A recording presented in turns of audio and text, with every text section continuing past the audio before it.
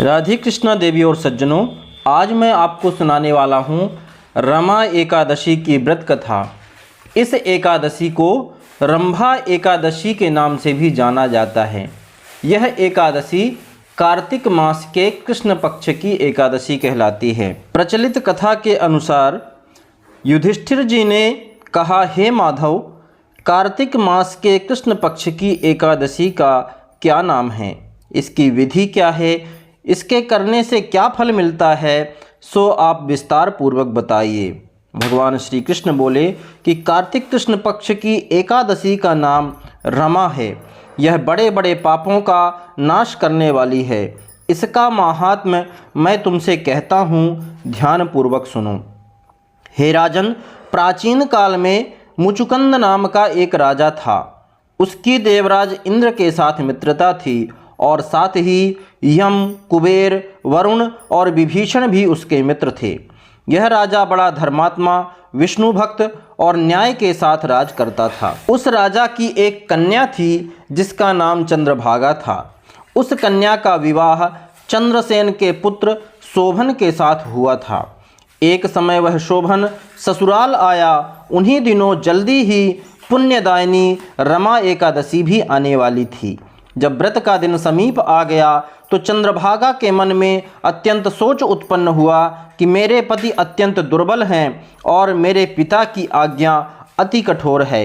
दशमी को राजा ने ढोल बजवाकर सारे राज्य में यह घोषणा करवा दी कि एकादशी को भोजन नहीं करना चाहिए। ढोल की घोषणा सुनते ही शोभन को अत्यंत चिंता हुई और अपनी पत्नी से कहा, हे प्रिय, अब क्या करना चाहिए? मैं किसी प्रकार भी भूख सहन नहीं कर सकूंगा।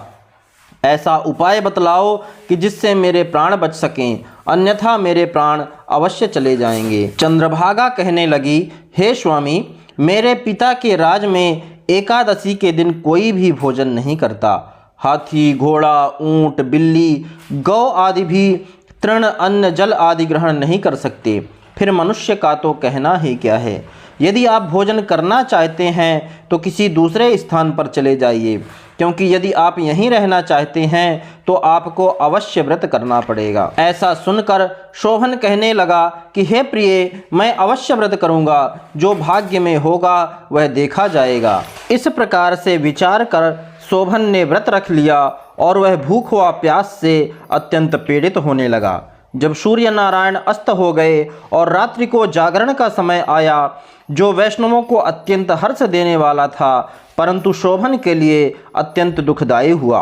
प्रातःकाल होते ही शोभन के प्राण निकल गए। तब राजा ने सुगंधित काष्ठ से उसका दाह संस्कार करवाया, परंतु चंद्रभागा ने अपने पिता की आज्ञा से अपने शरीर को दग्ध नहीं किया और शोभन की अंत्येष्टि क्रिया के बाद अपने पिता के घर में ही रहने लगी। रमा एकादशी के प्रभाव से शोभन को मंदराचल पर्वत पर धन धान्य से युक्त तथा शत्रुओं से रहित एक सुंदर देवपुर प्राप्त हुआ। वह अत्यंत सुंदर रत्न और वैदूर्य मणि जटित स्वर्ण के खंभों पर निर्मित अनेक प्रकार की स्फटिक मणियों से सुशोभित भवन में बहुमूल्य वस्त्राभूषणों तथा छत्र व चंवर से विभूषित गंधर्व और अप्सराओं से युक्त सिंहासन पर आरूढ़ ऐसा शोभायमान होता था मानो दूसरा इंद्र विराजमान हो। एक समय मुचुकंद नगर में रहने वाले एक सोम शर्मा नामक ब्राह्मण तीर्थ यात्रा करता हुआ घूमता घूमता उधर जा निकला और उसने शोभन को पहचान कर कहा कि यह तो राजा का जमाई शोभन है। उसके निकट गया। शोभन भी उसे पहचान कर अपने आसन से उठकर उसके पास आया और प्रणाम आदि करके कुशल प्रश्न किया। ब्राह्मण ने कहा कि राजा मुचुकंद और आपकी पत्नी कुशल से हैं। नगर में सब प्रकार से कुशल है, परंतु हे राजन, हमें आश्चर्य हो रहा है। आप अपना वृत्तांत कहिए कि ऐसा सुंदर नगर जो न कभी देखा न सुना, आपको कैसे प्राप्त हुआ। तब शोभन बोला कि कार्तिक कृष्ण पक्ष की रमा एकादशी का व्रत करने से मुझे यह नगर प्राप्त हुआ, परंतु यह अस्थिर है। अतः यह सब कुछ अस्थिर है। यदि आप मुचुकंद की कन्या चंद्रभागा को यह सब वृत्तांत कहें तो यह स्थिर हो सकता है। ऐसा सुनकर उस श्रेष्ठ ब्राह्मण ने अपने नगर लौटकर चंद्रभागा से सब वृत्तांत कह सुनाया। ब्राह्मण के वचन सुनकर चंद्रभागा बड़ी प्रसन्नता से ब्राह्मण से कहने लगी, हे ब्राह्मण, ये सब बातें आपने प्रत्यक्ष देखी हैं या स्वप्न की बातें कर रहे हैं? ब्राह्मण कहने लगा कि हे पुत्री, मैंने महावन में तुम्हारे पति को प्रत्यक्ष देखा है, साथ ही किसी से विजय ना हो ऐसा देवताओं के नगर के समान उनका नगर भी देखा है।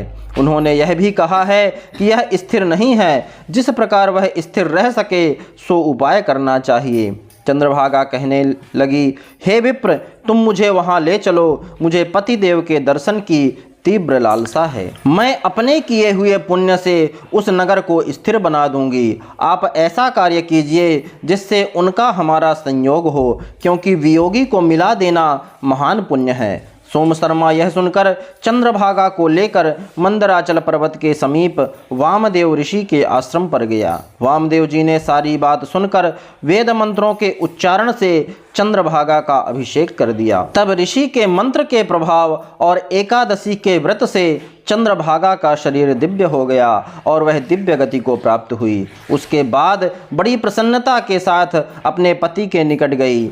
अपनी प्रिय पत्नी को आते देखकर शोभन अति प्रसन्न हुआ और उसे बुलाकर अपनी बाईं तरफ बिठा लिया। चंद्रभागा कहने लगी कि हे प्राणनाथ, आप मेरे पुण्य को ग्रहण कीजिए। अपने पिता के घर जब मैं 8 वर्ष की थी तब से विधि पूर्वक एकादशी के व्रत को श्रद्धा पूर्वक करती आ रही हूँ। इस पुण्य के प्रताप से आपका यह नगर स्थिर हो जाएगा तथा समस्त कर्मों से युक्त होकर प्रलय के अंत तक रहेगा।